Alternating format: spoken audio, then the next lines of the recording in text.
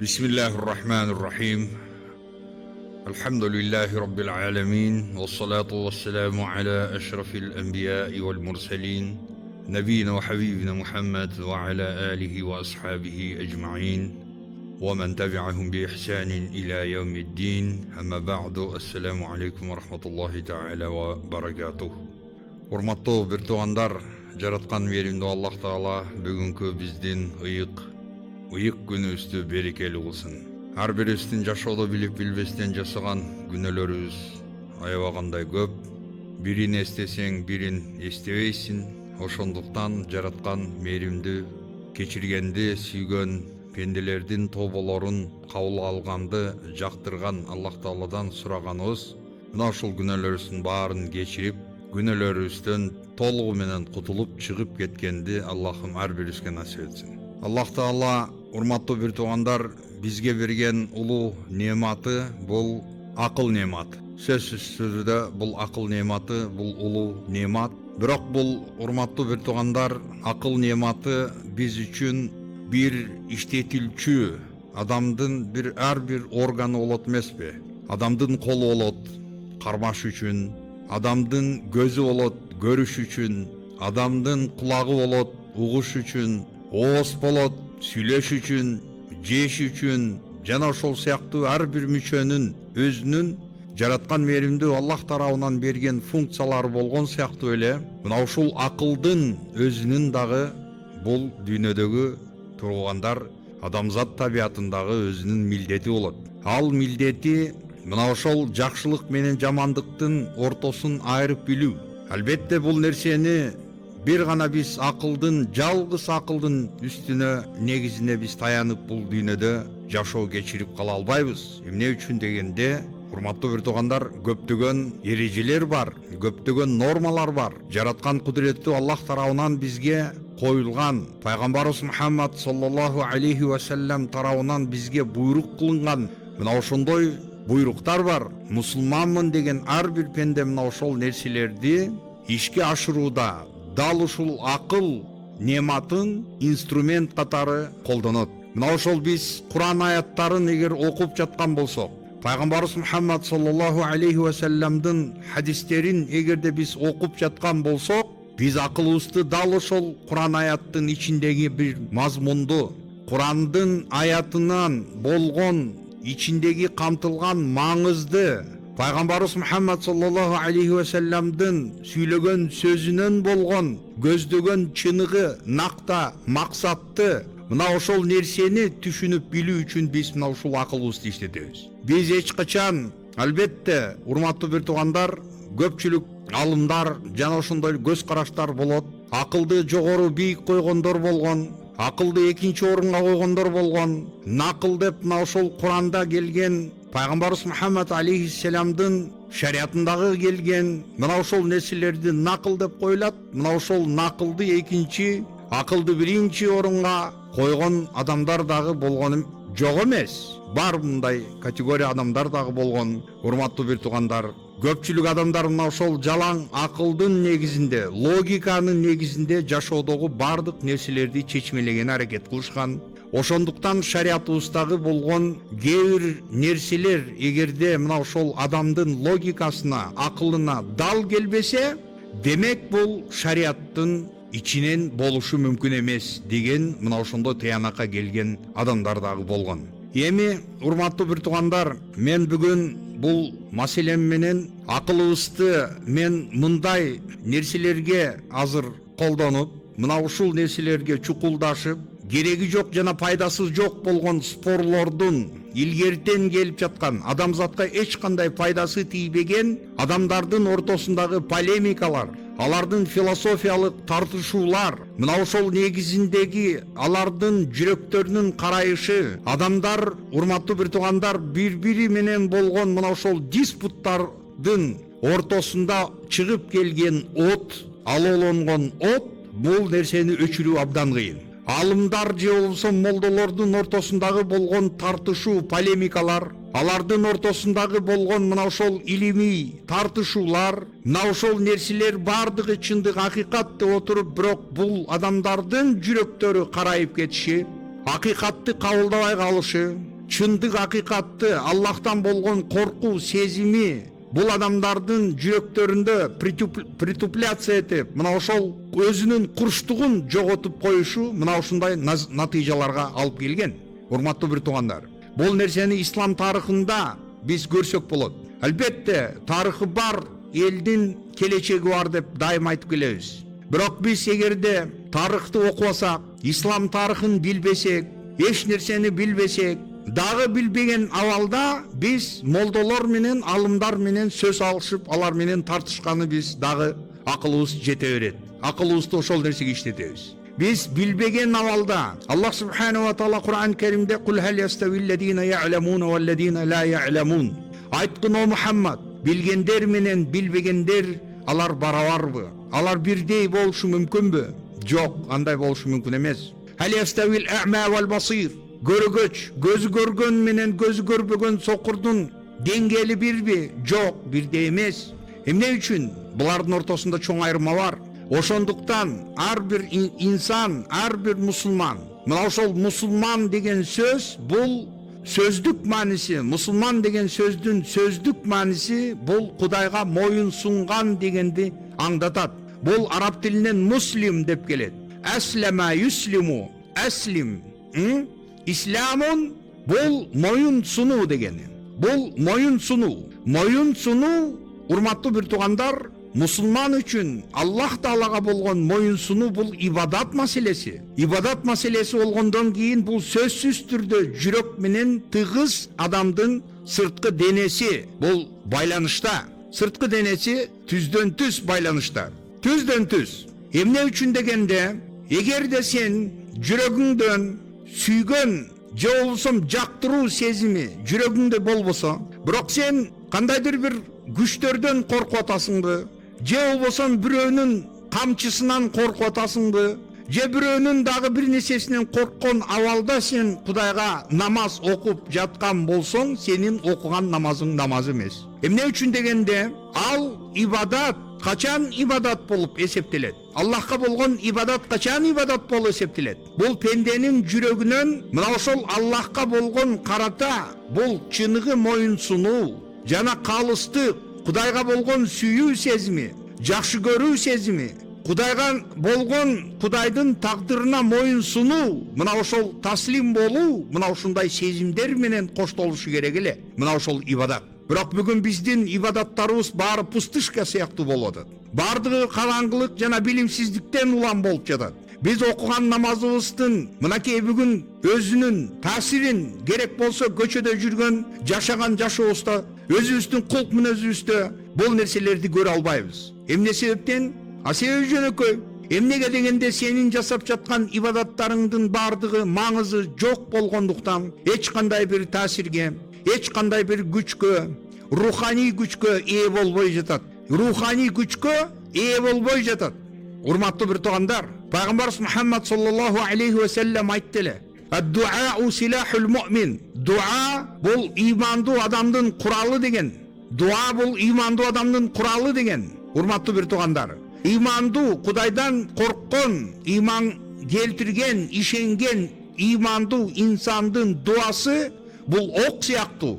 Эгерде бул дуа кылчу боло турган болсо, мына ошол анын көңүлүн ооруткан, же зулум жасаган, же башка дагы ушундай нерселерди жасаган адамдарга карата болгон дуасы, албетте бул адамдын дуасы күчкө, ошондой күчкө ээ болуш керек эле. Бирок бул мусулман адамдын дуасы, урматтуу бир туугандар, бүгүн кандай ситуацияда болуп калып атабыз? Кандай абалда болуп атабыз?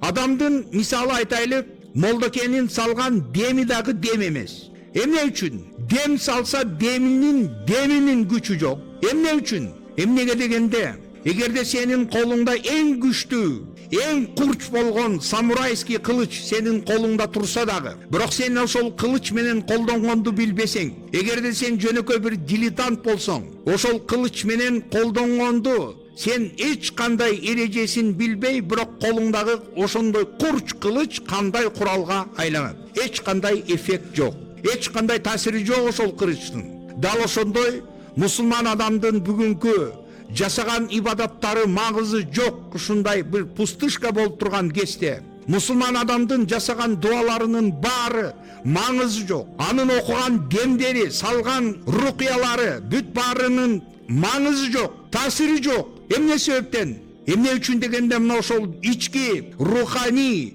жараткан кудуреттүү Аллах Таала менен болгон калыс байлануунун алсыздыгы мына ошондо бардык кептин баары ошондо жатат. Алсыздык. Элдин баары жаман көрүп атат. Сакалчандарды жаман көрүп атышат. Жоолукчанды жаман көрүп атышат. Айып таштап атат. Мондай деп атат, тигиндей деп атат. Мен намаз окубасам да тиги намаз окугандан көрө мен жакшыракмын дегендер канчасы чыгып атат. Айтып аткандар барбы? Бар.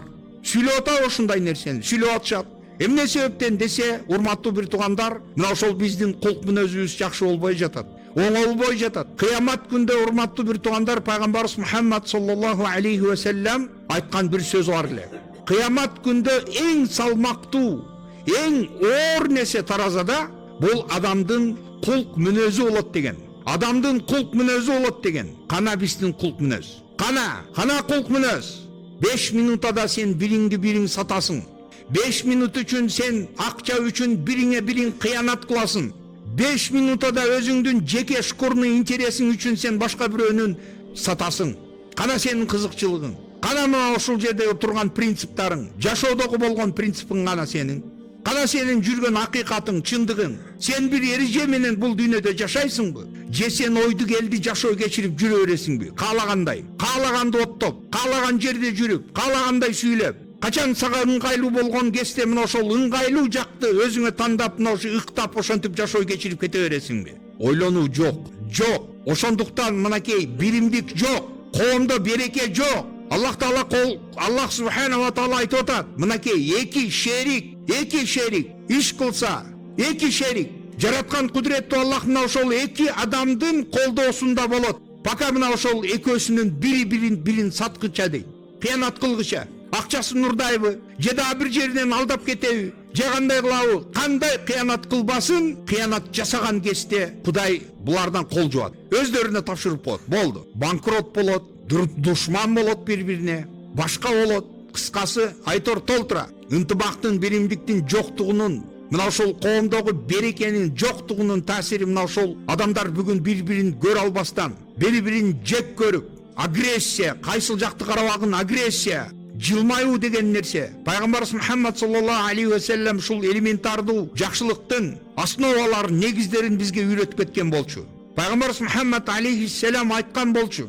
Айткан эле: "Ла тадхулул джанната хатта ту'мину, ва ла ту'мину хатта тахаббу. Афала адуллукум аля шейин иза фаалтумуху тахаббтум. Афшус салама байнакум тахаббу." Имандуу болмойун силер бейишке кирбейсиңер. Бири-бириңерди жакшы көрмөйүн силер имандуу болбойсуңар. Мен силерге бир нерсени көрсөтөйүнбү? Ошол нерсени эгерде силер жасасаңар, аткарсаңар, мына ошол нерсени аткарсаңар ишке, ошондо бири-бириңерге болгон жакшылык, жакшы көрүү деген сезим пайда болот деди. Ортоңордо саламды ачык жарыя кылып жүргүлө деди. Пысмыйып караганды, кол менен уч менен учурашканды, жыйыштырып, мыйгы менен күлгөндү, көзү менен мазактаганды, мына ошол сыяктуу адамдарга жарашпаган, кулк мүнөзүнө, мусулманга жарашпаган пас ушундай көрүнүштөрдүн баарын жыйыштырып, мусулман адам ак көңүл, жайдары, жүзү ачык, көрүнгөн адам менен, бул көрүнгөн адам менен жылмай учураш керек эле. Жок андай нерсе. Жок.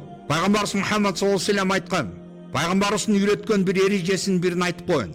"Вала тахкиранна минал ма'руфи шей'ан." Пайгамбарыбыз айтып атат, жакшылык десе арзыбайт деп. Жакшылыктын кичинекей экен бул.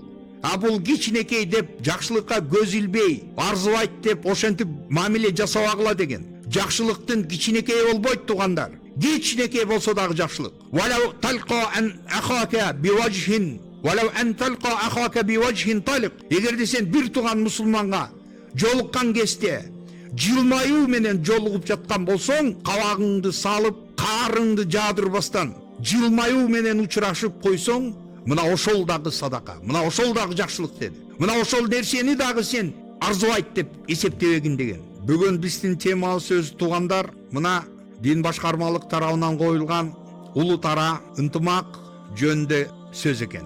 Абдан жакшы тема.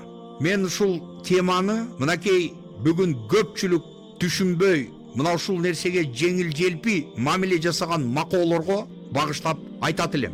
Өздөрүн тим эле ак сөөк сезгендер, өздөрүн аристократ сезгендер, кечээ күнү эле сен айылда, тоодо, жайлоодо төрөлбөдүң белең? Унутуп калдыңбы тамырыңды? Я, аристократ болуп калдыңбы бүгүн? Бир Европада ушундай бир окуя болгон дейт. Ресторандын ичине кирип, бир столдун столдо мусулман менен ошол жердеги европеец экөөсү отуруп калып, мусулман адамдын колу менен тамак жегенин көрүп, тиги европеец жиркенип жатат дейт. Эми жетишип калганда маданияттуу, цивилизованный. Ал деген бир гана кашык менен вилка менен жеш эмес. Алардын целый этикет бар. Кайсыл жакта бычак туруш керек, кайсыл жакта нарезной бычак туруш керек, кайсыл жагында вилка туруш керек, кайсыл кол менен кармаш керек, кайсы менен кесиш керек. Дагы ал бычактын түрлөрү бар, вилканын, кашыктын деген сыяктуу целый өзүнчө маданият. Баягы жерде мусулманга карап, мусулманды ушундай бир жиркенген сыяктуу ошондой назар салды дейт. Мусулман аны байкап, багыга кайрылды. Excuse me, sir депчи. Мен сизге бир суроо узатсам болобу? Макулбу? Макул. Европейский айтып атат. Сиз дейт, мол бычактарды, кашыктарды, вилкаларды ким жууганын билесизби? Жок. Кайсыл суу менен жууганын жана жуугандан кийин кайсыл порошок менен жуугандан кийин эмне менен арчыды, кургатты билесизби? Жок. А мен дедим, бул менин колдорум. Мен өзүм барып жуудум. Өзүм билем. Тазалап өзүм жууп келдим. Ошондуктан бул колдон жиркене турган эч нерсе жок деп айтты дейт. Мен бул бир мисал айтып атам, туугандар. Мен бул мисал айтып атканым, эч качан ушул адам өзүн башка адамдан жогору сезбеш керек. Национальный признактан болсун. То есть бул багы адамдарда өзүнүн улутуна болгон сүйүү сезим болот. Ал нерсе шариатта күнөө деп айтылган эмес. Туура. Адам өзүнүн улутун жакшы көрүшү мүмкүн. Бирок ошонун деңгээли эрежеси бар. Качанга чейин сен ошол өзүңдүн улутуңду башка улуттардын үстүнө коюп, сен уже жогору көтөрүлүп баштаганда, мына ошол жерде кибр башталып атат. Мына ошол жерде улутчулдук деген сезим башталып атат. Мээримдүү Аллах субхана ва таала данышмандыгы чексиз зат, Адам алейхиссаламды, туугандар, жаратып, Адам алейхиссаламды кабыргасынан аялын жарат. Аялды Аллах таала отдельный өзүнчө бир материалдан жаратып койсо, Аллахтын кудурети жете беле? Жетет болчу. Бирок андай нерсени жасаган жок. Адамдын кабыргасынан жасады. Адамдын кабыргасынан жасады. Мына ошондуктан бүгүн мына адам, эркек менен аял качан семейный мынакей узы, үй бүлөлүк мына ошол брак менен эркек менен аял баш кошуп, нике менен булар баш кошкон кезде полноценный бир адамга ошол кезде айланышат. Полноценный адам. Дүйнөдөгү булар милдетин аткарышат. Потомствону улайт булар. Өзүнүн урпак тукумун куруп кетпеш үчүн кармайт. Мына алдында койгон максатын аткарышат. Буларды жараткан Аллах субхана ва таала Адам алейхиссаламды жана Хавваны мына ушундай кылып туруп жаратып койду. Эми биз эгерде сүрүштүрүп жүрүп, азыр өзүбүздүн ким экенибизди сүрүштүрүп, чукулаштырып бара турган болсок, баарыбыз барып мынакей Адам алейхиссаламга барып такалабыз. Аба энебизге такалабыз. Аллах субхана ва таала Кур'ан Керимдин бир аятында айтып атат: "Я юханнасу инна халакнакум мин закари ва унса ва жаалнакум шуубан ва кабаила литаарафу инна акрамакум индаллахи аткакум." Туугандар, Аллах мына ушул аятында айтып атат: "О адам заты, биз силерди эркек жана аял затынан жарат. Адам жана аба энеден жарат. Адам жана аба энеден жарат. Ва жаалнакум шуубан ва кабаил." Жана силерди биз шууб, түрдүү кал. Бул дегени мына ошол насабы алыс болгон, мисал айтайлык, бүгүн ким? Краснокожий менен отурат, негроидный раса менен краснокожий, мына китаец, же болсом кыргыз, монголоидный расадагы. Алыспыз, бирок түрдүү калкпыз. Шууб, мына ошол шууб деп мына ошолор. Ва кабаил, жана ошондой эле уруулар. Ал уруулар эми булар более бири-бирине жакындар, жакын болгондор. Литаарафу, бири-бириңерди таанып билүү.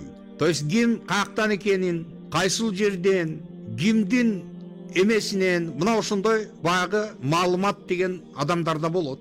Ушундай маалымат болот. Бул маалымат үчүн, бул баягы адамды басмырлоо үчүн же болбосо баягы жерде өзүнүн улутун же болбосо баягы нацизмди бул жерде идеяларын пропагандировать этиш үчүн эмес, кандайдыр бир өзүнчө бир улуттун, кандайдыр бир коомдун, кандайдыр бир элдин жогорку өзүнүн улуулугун, верховенствосын диктовать этип башкаларга таңуулап, башка элдердин үстүнө, андай нерсе эмес. Адамдын туугандар түсү башка болсо, демек булар деген төмөнүрөөк экен деген түшүнүк пайда болбош керек, туугандар. Мына ошол негроидный НАСА деп билесиңер, США-да, илгерки Америка Кошмо Штаттарында кулчулук практиковация этип келинген, кара түстүүлөр ал жака завоз болгон, бүт импорт, жалаң кул сыяктуу, кызматчылар катары сыяктуу ошондой мамиле болгон.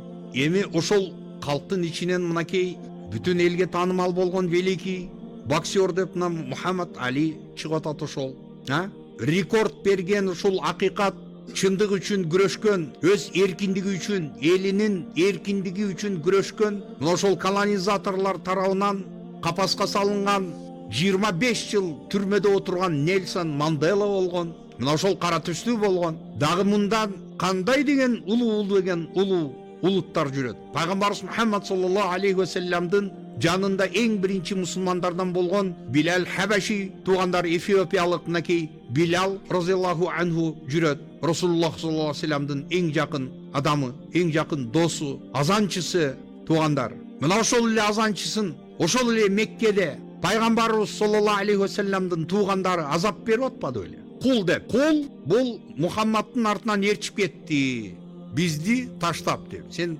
кандайча биз уруксатыбыз жок, сен каалаган жагыңа басып кетесиң деп, мына ошентип азап берип, мына ушундай нерселер башынан өткөн. Эч качан мына ошол уруу маселесинде эми жааллакум шуубан ва кабаил, уруу. Арабтарда бар уруучулук, кыргыздарда бар. Бул нерсени жакшы түшүнүп билип коюшубуз керек. Бул уруучулукту мисалы айтайлык башка калктар мынчалык чукулдашып изилдешпейт. Бизде деген укмуш санжыра деп коюп, санжыра деп биз санжыраны изилдеп баштайбыз. Санжыра деген сөз, урматтуу бир туугандар, бул араб тилинен келип чыккан сөз. Бул шажара деген сөздөн келип чыгат.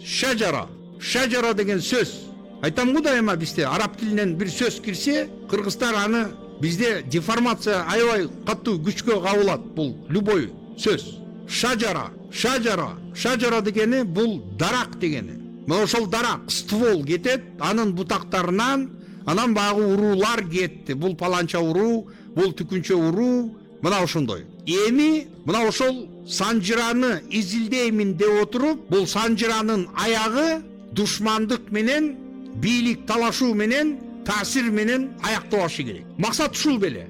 Санжырадан таанып бил, жакшы, машалла, паланча экенин бил. Жок, бул чабыш керек беле. Эми санжырадан максат ушулбу. Бүгүн ушул жер бетиндеги болгон бардык конфликттер, туугандар, азыр биз бул нерсени айтып коебуз, геосаясат деп коебуз. Дүйнө жүзүндөгү болуп аткан таасирлер, дүйнө жүзүндөгү болуп аткан оюндар, ошол дүйнөнүн үстүндө мына ошол экономикалык жактан жана башка жактан доминировать эткен өлкөлөрдүн булардын алышуусу, тартышуусу, таасир талашуусу, мына ошол нерселери, урматтуу бир туугандар, бул илгертен болуп келген. Бул эч качан кече күнү эле башталган жок. Бул кече күнү башталган жок. Бул адамзат тарыхында бул илгертен келип жаткан нерсе. Бул илгерки процесс. Бул процесстин алдын ала болушун Аллах субханаху ва таала периштелер аркылуу айттырып койгон. Атажалу фиха ма юфсиду фиха ва ясфику дима. Жер бетине орун басар кылып, мына ушул падыша кылып, кан төккөн, бузукулук кылган адамды сен шайлап коесуңбу деп периштелер Аллах субханаху ва таалага таң калуу менен кайрылышкан. Ошондой нерсе болгон. Бирок жараткан кудуреттүү Аллах бул нерседе данышмандык бар экендигин айтты. Dünya жүзү, урматтуу бир туугандар, Нух алейхиссаламга чейинки доордо бир тилде сүйлөшкөн. Бир тил. Мына ошол бир тилде сүйлөшүп, ошол бир тил, бир эл, бир булардын ушунчалык деңгээлде бузулушу баягы акыры Вавилонский башня менен аяктаган. Ошондон кийин Аллах субханаху ва таала Нух алейхиссаламдын тукумунан баштап ошол дүйнөдө Нухтун балдарынан баштап туруп анан кийин башка тилдер, башка расалар, башка түстөр анан кийин пайда болду. Туугандар, мына ушул адамзат тарыхындагы, жалпы тарыхындагы болгон нерсе. Нухтан Хам, Сам, Яфис. Дагы бир баласы болгон, ал баласынан эч кандай урок таркаган эмес. Ал баласы жашыраак өтүп кетет. Бирок туугандар ал баласын айтып калышат, баягы билесиңер Нух алейхиссаламдын кемесинде имандуулар чыгып, уже баягы потоп, дүйнөлүк баягы сууга чөгүү башталган кезде, суу басып баштаган кезде кемеге чыккандар, ошол имандуу ишенгендер чыгып калды, успеть этти. Айбанаттардан билесиңер ушул жер бетинде калыш үчүн деп бул библейский историяларда, Тораларда, Ветхий Заветтерде келип, Куранда келип атат. Мына ушул нерсе Нух алейхиссалам 950 жыл өзүнүн пайгамбарлык миссиясын аткарып жүрүп, өзүнүн мына ошол үй бүлөсүндөгү өзүнүн баласына бир даваты өтпөдү. Өзүнүн үй бүлөсүндөгү баласы мына ошол иманга келген жок. Бирок ата экен. Баягы жерде капырлардын арасында сууга чөгүп бараткан жеринен, балам деп жиберген жеринен Аллахтан каттуу жеме алды. Аллах каттуу жемеледи. Иннаху амалун гойру салих. Бул сеники эмес, бул сенин балаң эмес, бул жакшы адам эмес деп Аллах субханаху таала жемелеп койду. Эмне үчүн дегенде капыр болуп иманга келбеген эле. Мына бүгүнкү мисалы терминди билесиңер, антисемитизм деп, мына ошол баягы дядя Сэм деп коетку. Мына ошол Сэм Нух алейхиссаламдын дагы бир улу. Андан мынакей ошол азыркы жашап аткан жөөттөр ошолордон таркап атат. Бану Исраил, Хам, алардан мынакей ошол баягы туугандар билесиңер, мынакей негр десе, негр, арабы, ошол кара түстүүлөр таркап атат.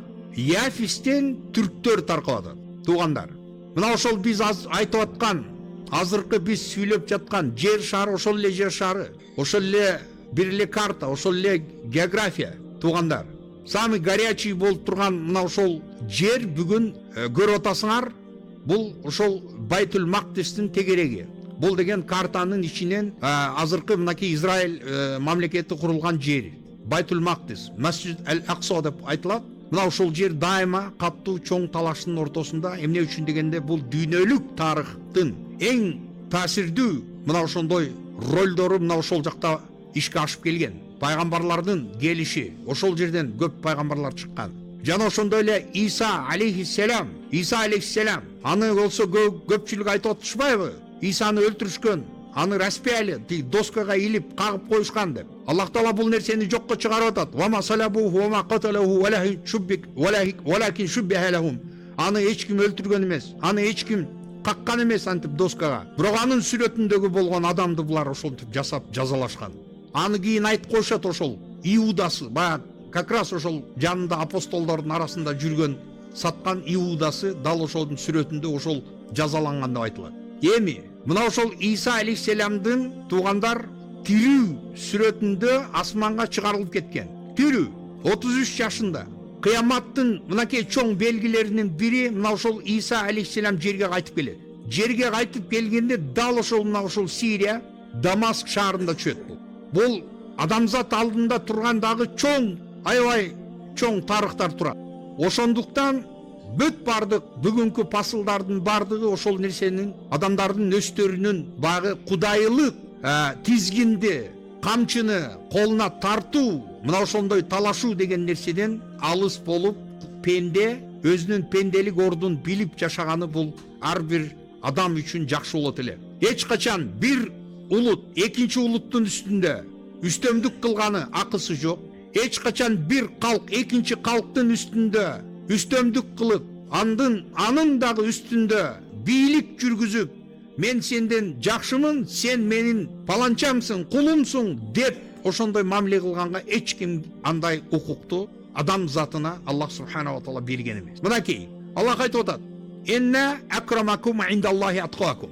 Аллах айтып атат: "Инна Аллаха алимун хабир". Бул аят баягы аят. "Инна я айюханнасу инна халакнакум мин закари ва унса". О адам заты, биз силерди аял жана эркектен жараттык. Силерди мына ошондой түрдүү калк кылып, биз айттык, насабы алыс болгон калктар жана ошондой эле уруулар кылып жараттык. Бири-бириңерди таанып билип, мамиле жасашыңар үчүн, таанып билүү үчүн, Таны билип атабыз. Ким бизге тоскоолдук жаратып атат? Дүйнөнү кыдыр, сейилде жүр, Европага бар, Америкага бар, каалаган жагыңа жүр, Австралияга бар, туризм менен жүр. Дүйнө таны. Жок каяктан. Сайдан чыкпайбыз, тапкан акчабызды ошол тапкан жерде чачып, жок кылып, мына ошол дүйнөнү да көрбөй калып кете беребиз. Эркек аялдан жарат, түрдүү улут, түрдүү уруу кылып, таанып билүү, силердин араңардан эң сыйлууңар бул Кудайдан көбүрөөк коркконуңар болот деп Аллах Таала мына ушул жерде айтып атат. Аткакум, такубалууңар деди. Кудайдан коркконуңар деди. Инналлаха алим. Аллах силердин баарыңарды билип турат. Хабир. Аллах субханаху ва таала силердин баарыңардын ички жан дүйнөңөрдөгү мына ошол ниетиңерди, жүрөгүңөрдөгү болгон бардык болуп жаткан нерсеңерден кабардар зат деди. Ким вынашивает мына ошондой нацистский идеяларды? Ким мына ошондой өзүнүн аристократический ак сөөктүк кандарын тим эле укмуш ошентип жүргөндөр? Туугандар, да пайда болуптур бул жактарда. Башталды. Паланча экен бул тигинде экен. Ошонго коюп койсо эле болду. Шу адамдаргачы ушул паланча экен десе, паланча. Барып, туугандар, жараткан кудуреттүү Аллах Тааланын алдында баарыбыз бирбиз. Сенин сырткы сүрөтүңө, келбетиңе карабайт. Пайгамбарыбыз айтты: "Инналлаха ла янзуру иля суварикум ва амваликум." Аллах силердин сүрөтүңөргө, келбетиңерге, силердин байлыгыңарга карабайт. Бал янзуру иля а'мал иля кулубикум ва а'маликум. Силердин жүрөгүңөргө, силердин кылган ишиңерге карайт деп Аллах Таала Пайгамбарыбыз Мухаммад саллаллаху алейхи ва саллям айтып атат мынакей. Мына ушул нерсе бизге принцип болуш керек. Мына ушул нерсеге биз көңүл бурушубуз керек. Туугандар, иман багы айтып коет го, бир сөз бар го, красота спасет мир деп. Кайсыл красота спасет мир? Сулуу кыздарбы? Дүйнөнү сулуу кыздар сактайбы? Дүйнөнү кайсы сулуулук сактайт? Дүйнөнү мына ошол адамдардын маданиятынын сулуулугу сактайт. Дүйнөнү ошол адамдардын сулуу пейилдери сактайт. Адамдар пейилдерин оңдоп, бири-бири менен болгон жакшылыкты, мына ошол кыйын сынуу сезимдерин баарын четке кагып, мына ошондой гармонияга келмейинче ынтымак, биримдик, тынчтык деген, бейпилдик деген нерсе болушу кыйын. Урматтуу бир туугандар, Аллах субханаху ва таала мына ушул жерде, мына ошол улуттар, туугандар, өзбек туугандар, кыргыз туугандар, дуңан, уйгур баары ар бир улут өзүн жакшы көрүшү мүмкүн. Жакшы көрө берсин. Бирок сен бириңди экинчинин үстүнө жогору койбо. Сыйлап бири-бириңди, Кудайдан коркуп жашаганды билгин. Кудайдан коркуп жашаганды билгин. Жок, кичине право берип койсо, кичине ушундай бир мүмкүнчүлүк болсо, грех не воспользоваться. Ошол нерсе мененчи колуна бир таяк берип койсоң, ушул таяк менен бир чапмайынча, жок, не успокоится. Кудайдан коркуп, Аллах Тааланын эртең кыямат күндө чоң соту турганын Аллахтын алдында бардыгыбыз жооп беребиз. Иншалла, кыяматта бардыгыбыз жооп беребиз. Но кыямат, туугандар, бардыгыбызда кыямат келип калышы мүмкүн эмес. Кыяматтын чоң белгилери еще баштала элек. Кыяматтын чоң белгилери баштала элек. Ошондуктан Кудайга шүгүр дейлик, багы жок дегенде Масих Даджал деген ошондой бир даджалдын чыгып келиши, ошол биздин доорубузга келип калбаганда кубаныш керек. Ошондо мурда өтүп кеткенге. Эмне үчүн дегенде, ал даджалдын артынан еще миллиондогон элдер, миллиарддаган элдер нерчип, Кудайым деп сыйынып кетет. Бул нерсени пайгамбарыбыз эскертти. Туугандар, мен силерге айтайын, ошол кезде, даджал чыккан кезде, ошол жерде маселе жасап аткан молдекелериң биринчи даджалдын артынан Кудай деп, менин Кудайым деп чуркай турган болуп калат. Мынакей силерге акыйкат. Молдекелериң, ажыкелериң жүгүрөт даджалдын артынан, менин Кудайым бул деп. Мына ошондой фитна келет. Ошондой фитнадан Кудай сактасын. Дуа кылабыз, урматтуу туугандар. Аллах субханаху ва таала бардыгыбыздын келечегибизди кең кылсын. Элибиздин, кыргыз элибиздин амандыгын, биримдигин, ынтымагын Аллахым өзү бекем кылсын. Мамлекетибиздин тынчтыгын, Аллахым келечегин кең кылсын, кырсык апаттардан сактасын, сырткы душмандардан, жаман суук көздөрдөн, жана ушул бизге көз арттырып турган болсо, ошол жаман бардык көздөрдөн Аллахым өзү сактасын. Аллахым элибизге ийгилик, мамлекетибизге Аллахым ийгилик, өнүгүү, ушундай бир жакшы келечек бергин я Раббана. Өнүгүп, мына ошентип кыйналгандан башыбыз чыгып, биздин урпактарыбыз, бала чакаларыбыз сыймыктана турган ушундай бир өлкөдө жашаганды Аллахым өзү насип этсин. Кудайым ушул бийликтин үстүндө иштеп тургандарга дагы Аллахым өзүн колдоо көрсөткөн, өз элине мээримдүү, боорукер болсун, өз элине күйүмдүү болсун, калкына күйүмдүү болушsun, жерине мекенине күйүмдүү болуш. Мына ошондой болуп алар иштегенди Аллахым аларга насип эткин. Элибизге иман ынсап, өтүп кеткен ата бабаларыбызга иман бергин. Аллахым өтүп кеткен ата бабаларыбызга рахмат бергин. Аларга мээрим бергин. Жаткан жерлерин жайлуу кыл, жаннат кыл. Алардын инсандык табияты менен кетирген күнөөлөрүн дайым өзүң кечиргин я Рабб. Жараткан мээримдүү Аллах балачкаларыбызды биздин жашоодо кетирген каталарыбызга эч качан кадамдарын бастырбагын. Аллахумма салли ва саллим ва барик аля набийина хабибин саййид Мухаммад ва аля алихи ва сахбихи ажмаин би рахматика.